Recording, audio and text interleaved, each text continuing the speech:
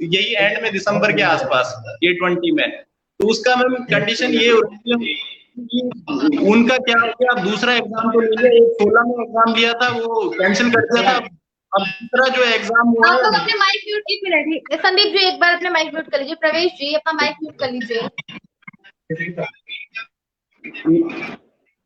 तो मैम उनका मुद्दा ये था कि मैम दोबारा री एग्जाम ले लिया, लेकिन हाल फिलहाल में यूके ट्रिपल एससी ने क्या किया मैम कि वो फिटकुल में 92 वैकेंसीज थी और उसमें 42 वैकेंसीज को रिड्यूस कर दिया है।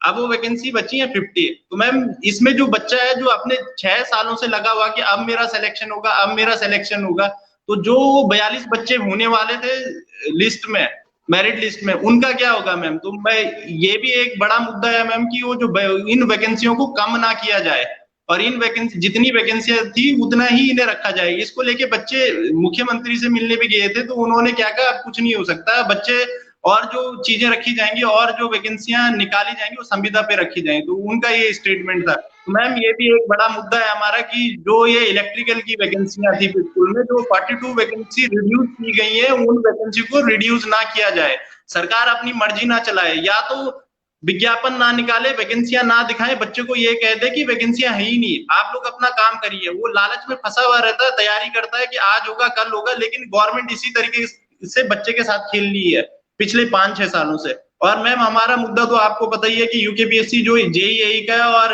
UK triple SC surveyor, draftsman और आईटीआई की जो वैकेंसियां, इन्हें निकाल दिया जाए टाइम पे। ऐसा नहीं कि जस्ट इलेक्शन से पहले निकाल दिया, आचार संहिता लगती, फिर कहा कि एग्जाम नहीं होगा, ज्वाइनिंग नहीं होगी। टाइम पास करने वाली बात है मैम बच्चों के टाइम के साथ, और कुछ नहीं। और दूसरा, अगर एक प्रॉपर सिस्टम बना दिया जाता मैम, कितनी कितनी अच्छी बात है। और इसमें प्रॉब्लम किसे है, मैं ये जानना चाहता हूँ कि गवर्नमेंट, कोई भी गवर्नमेंट है, उसे क्या प्रॉब्लम है कि वो एक चीज को, सिस्टम क्यों नहीं क्रिएट कर रही है, वो ये क्यों नहीं बनाती है कि टाइम, जितनी भी वैकेंसी एक पर्टिकुलर ईयर में आने वाली है, उसका कैलेंडर निकाला जाए, उसका एग्जाम कब होगा, ज्वाइनिंग कब होगी, सारी चीजें फिक्स कर दी जाए पहले से, बच्चे का माइंडसेट क्लियर तो रहेगा मैम। तो ये चीजें, इतनी छोटी सी बात गवर्नमेंट को समझ में नहीं आ रही, और प्रॉब्लम किस बात की है इन्हें, मैं ये नहीं समझ पा रहा हूँ। या तो ये ऐसा कर दीजिए, बता दीजिए बच्चे को, आके प्रेस कॉन्फ्रेंस कर दीजिए, बता दीजिए पब्लिकली कि बता दीजिए कोई वैकेंसी नहीं आने वाली है, आप लोग तैयारी मत करिए। और इलेक्शन से पहले इन्हें वैकेंसियों का याद आता है कि निकालेंगे, ये करेंगे। हर गवर्नमेंट ने यही किया है मैम बच्चों के साथ, और बच्चा इतना परेशान है। बच्चे की स्थिति, यहां तक अब स्थिति ये बन पड़ी है कि उसके घर वाले भी उसे सपोर्ट नहीं कर रहे हैं मैम। बच्चा जैसे तैसे अपने आप को आगे खींच रहा है और अपनी प्रिपरेशन कर रहा है कि कभी तो अच्छा दिन आएगा, और उसका टाइम वेस्ट होता जा रहा है मैम कंटिन्यूअस। तो इसकी जिम्मेदारी लेने वाला कोई है नहीं। हम इतने लोगों से मिल चुके हैं मैम, लेकिन कोई भी हमें सपोर्ट करने के लिए तैयार नहीं है।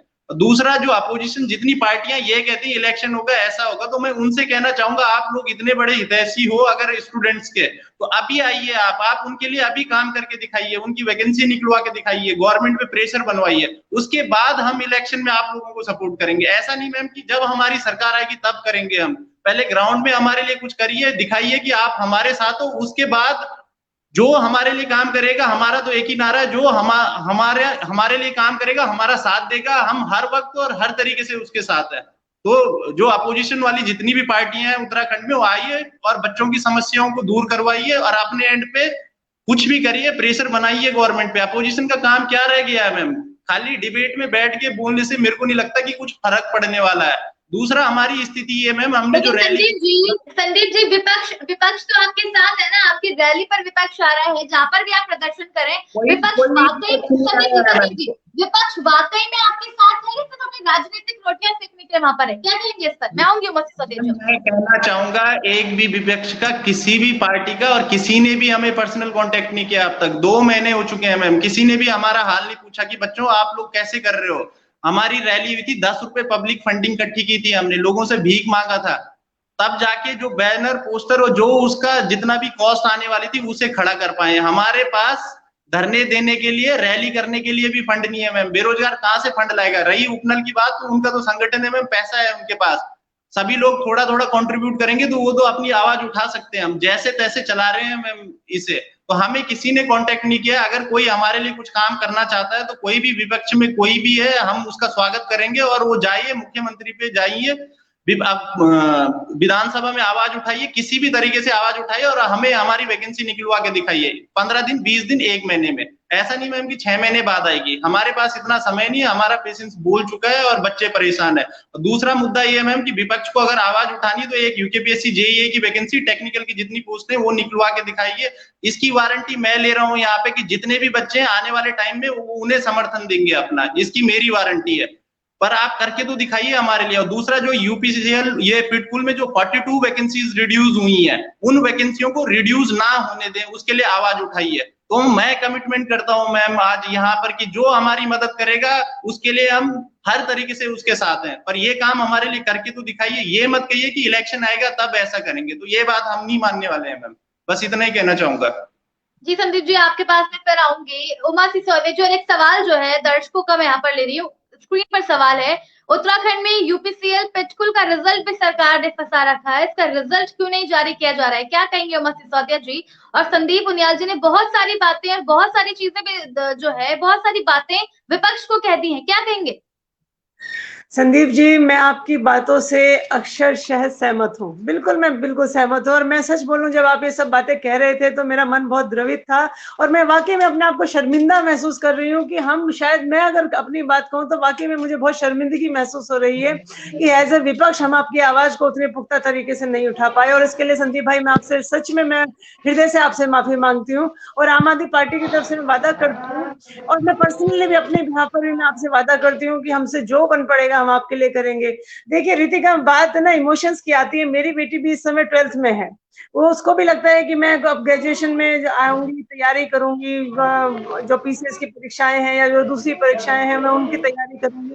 और आप समझ रहे, मेरे इमोशन जो संदीप के साथ जुड़े हैं वो उसी के भविष्य को देखते हैं। जब बात अपने करियर की लगती है ना तो वो ज्यादा चुभती है। तो संदीप वाकई में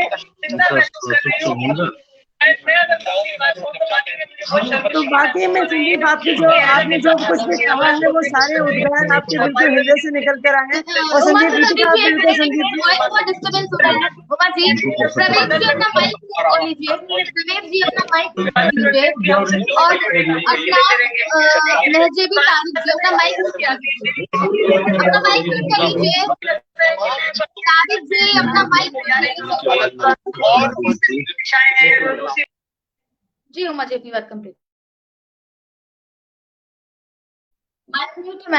संदीप जी, वाकई में जो आपने कहा वो द्रवित करने वाला है। और मैं कहूँ कि एक माँ की जगह अगर बैठकर मैं सोचूं और मेरे 4 साल बाद मेरी बेटी आपकी जगह बैठी हो तो उस समय मुझे कैसा महसूस होगा, मुझे आज वही महसूस हुआ है।